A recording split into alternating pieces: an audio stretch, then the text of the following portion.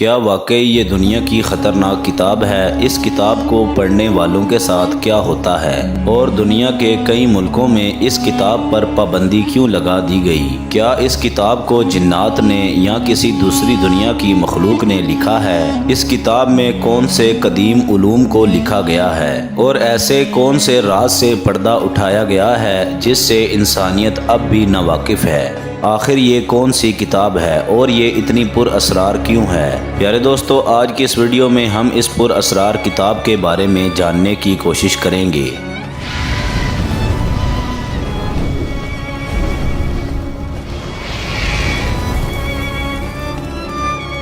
بسم اللہ الرحمن الرحیم۔ السلام علیکم ورحمۃ اللہ وبرکاتہ۔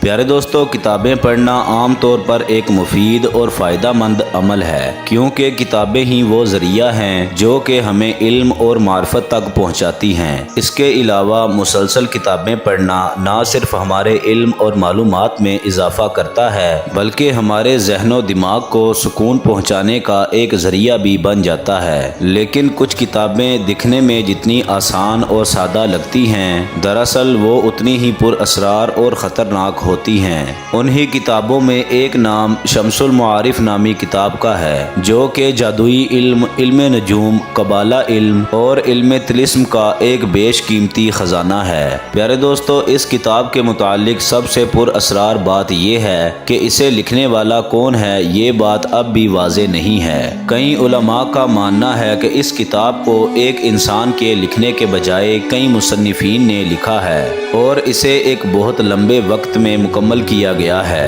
جبکہ اس کتاب کے اوراق اور نقشوں کو دیکھ کر کئی ماہرین اس بات پر بھی یقین رکھتے ہیں کہ یہ کتاب کسی دوسری مخلوق یا جنات کی بھی تخلیق ہو سکتی ہے۔ البتہ کچھ محققین کا یہ ماننا ہے کہ اس کتاب کو مصر کے ایک صوفی بزرگ احمد البونی نے لکھا ہے۔ پیارے دوستو، احمد البونی 520 ہجری میں الجزائر میں پیدا ہوئے تھے۔ البونی کو علم تصوف، طلسم، علم نجوم، عملیات، علم جعفر، علم رمل اور بہت سے علوم میں مہارت حاصل تھی۔ پیارے دوستو، البونی اسلامی تاریخ کے ایک ایسے مصنف ہیں جن کے بارے میں بہت ہی کم معلومات ملتی ہے۔ البونی کا دور مشہور صوفی بزرگ ابن العربی سے ملتا جلتا ہے اور کچھ محققین کا یہ کہنا ہے کہ ان دونوں بزرگوں نے ایک ہی صوفی عالم دین بزرگ سے علم حاصل کیا تھا۔ پیارے دوستو، شمس المعارف کے معنی علم کا سورج ہے۔ اسی مناسبت سے اس کتاب میں تمام قدیم اور پر اسرار علوم کو جمع کر دیا گیا ہے۔ پیارے دوستو، یہ کتاب صرف ایک جادو کی کتاب نہیں بلکہ اس سے کہیں بڑھ کر ہے، جو کہ عام طور پر باطنی اور سفلی علم کو واضح کرنے کے ساتھ ساتھ صوفی حکمت کے راز کھولتی ہے۔ پیارے دوستو، اس کتاب کے مقدمے اور ابتدائی ورقوں میں البونی نے پڑھنے والوں کے لیے کچھ وارننگز اور اہم ہدایات لکھی ہیں، جس میں اس کتاب میں موجود علم اور اس کی طاقت کو بیان کر دیا گیا ہے۔ البونی لکھتے ہیں کہ اس کتاب میں ان لوگوں کے لیے جادوئی طاقت موجود ہے جو اس کتاب کا صحیح طریقے کے ساتھ استعمال کریں گے۔ پیارے دوستو، لیکن ساتھ ہی مصنف یہ بات لکھتا ہے کہ اس کتاب کا استعمال صرف اچھے کاموں کے لیے ہی کیا جائے، نہ کہ برائی اور حرام مقصد کے لیے۔ اس کے بعد کتاب میں مختلف حصوں کے بارے میں مختصر لکھا گیا ہے، جس میں علم نجوم، علم فلکیات، تعویذ، طلسم اور کچھ وظائف کے الگ الگ باب موجود ہیں۔ پیارے دوستو، جیسے جیسے کتاب آگے بڑھتی ہے، پڑھنے والے کو مزید جادوئی علوم کے بارے میں بتایا جاتا ہے، مثلاً روحوں اور فرشتوں کو کیسے بلایا جائے اور فعال اور پیشن گوئیوں کے لیے اس کتاب کا کیسے استعمال کیا جائے۔ پیارے دوستو، البونی نے جن علوم اور طلسماتی معلومات کو اس کتاب میں تحریر کیا ہے،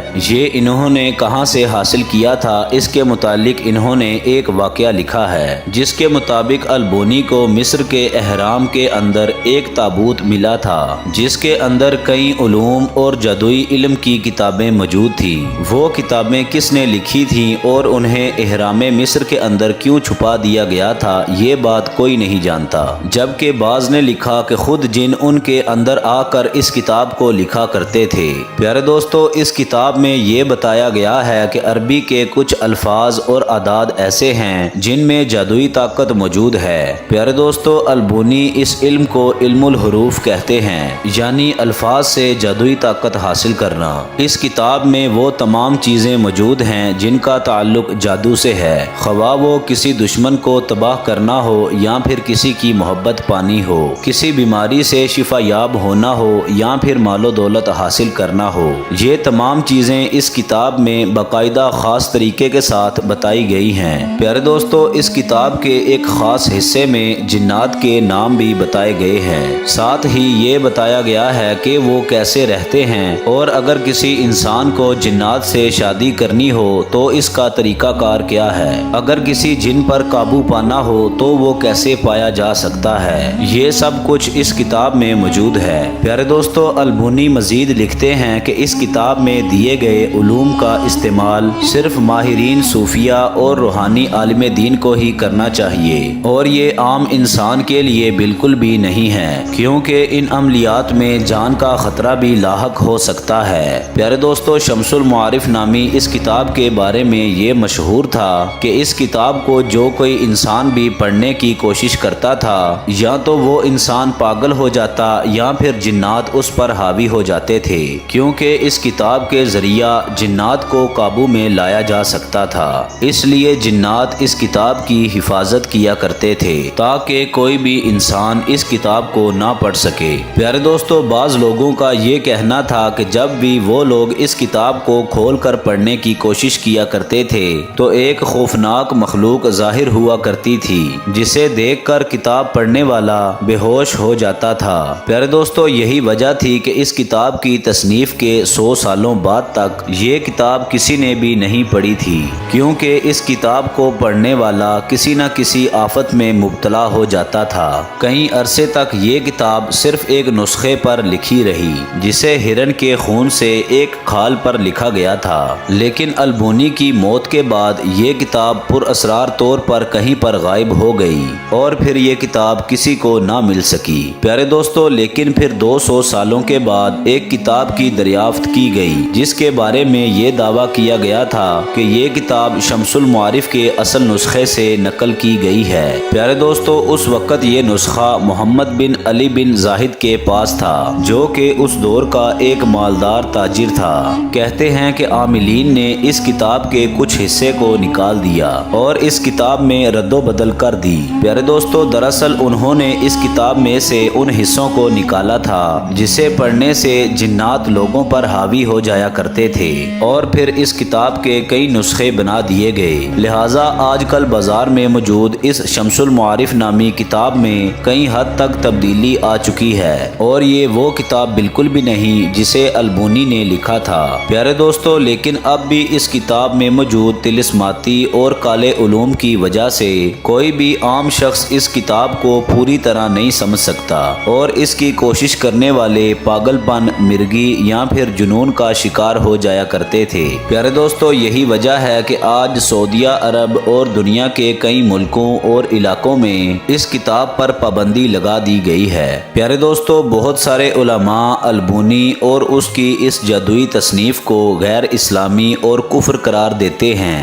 اس کی ایک بڑی وجہ یہ ہے کہ شمس المعارف میں موجود یہودی قبالہ جادو، مسیحی باطنی جادو اور سلیمانی جادو کے نقش اور عملیات ملتے ہیں۔ پیارے دوستو، البونی کے اس علم کو کئی لوگوں نے حاصل کرنے کی کوشش کی اور اس کتاب میں موجود عملیات پر مہارت حاصل کی، لیکن ان تمام لوگوں کے ساتھ عجیب و غریب حادثات پیش آئے، جس کی ایک مثال الحسین الفلکی ہے۔ پیارے دوستو، الفلکی مصر کا ایک مشہور میجیشین اور علم نجوم کا ماہر تھا۔ کہا جاتا ہے کہ الحسین الفلکی کے پاس شمس المعارف کا وہ گم شدہ حصہ تھا، اور اسی حصے کو پڑھ کر الفلکی جادو کرنے میں کمال رکھتا تھا۔ لیکن جب 2003 میں الفلکی کی اچانک موت ہوئی تو پوسٹ مارٹم کے بعد پتہ چلا کہ الفلکی کے جسم کو بہت زیادہ تکلیف دی گئی تھی اور اس کے جسم کے اندرونی حصے ٹوٹ پھوٹ گئے تھے۔